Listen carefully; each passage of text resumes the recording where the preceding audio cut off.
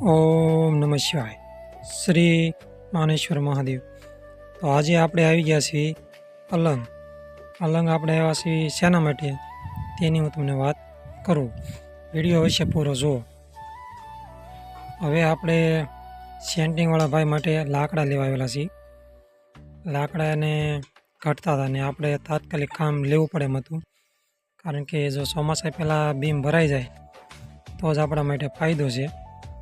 નકર એમાં થોડા જાજુ નુકસાન થાય એવું હતું. એટલે તાત્કાલિક આપણે અલંગ લાકડા લેવા આપણે આવી ગયેલા છો. તમે વિડીયોની અંદર જોઈ શકો છો.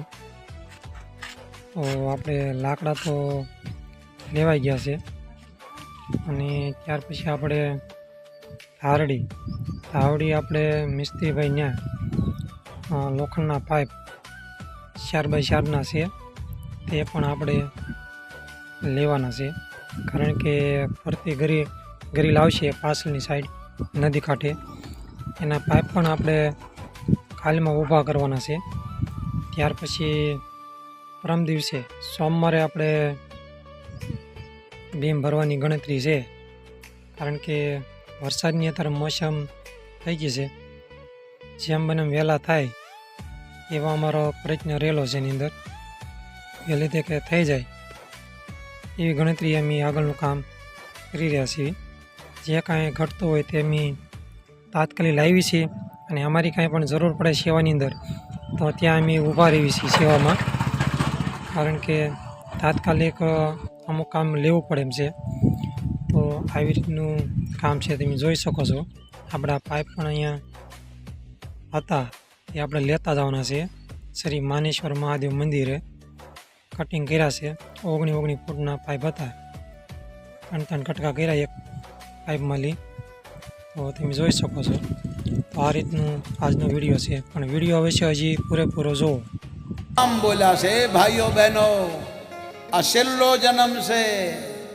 જો આ જન્મમાં તમે ભજન ન કર્યું, સત્કર્મ ન કર્યા તો પુનરતિ જન્મ, પુનરતિ મરણ, પુનરતિ જઠની જનની જઠરે સૈનમ.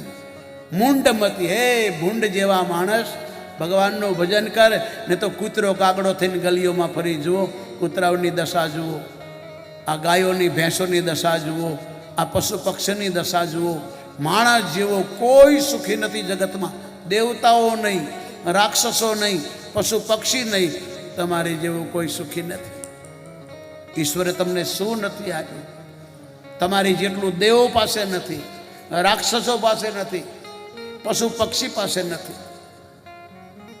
એટલે રામ રોતા રોતા બોલ્યા આ છેલ્લો જન્મ છે. બીજો જન્મ માનવનો જોઈએ છે.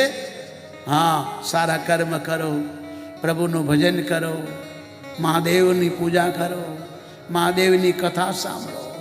જપ હુ જાય શંકર સતનામ, હોય હૃદય તુરત વિશ્રામ.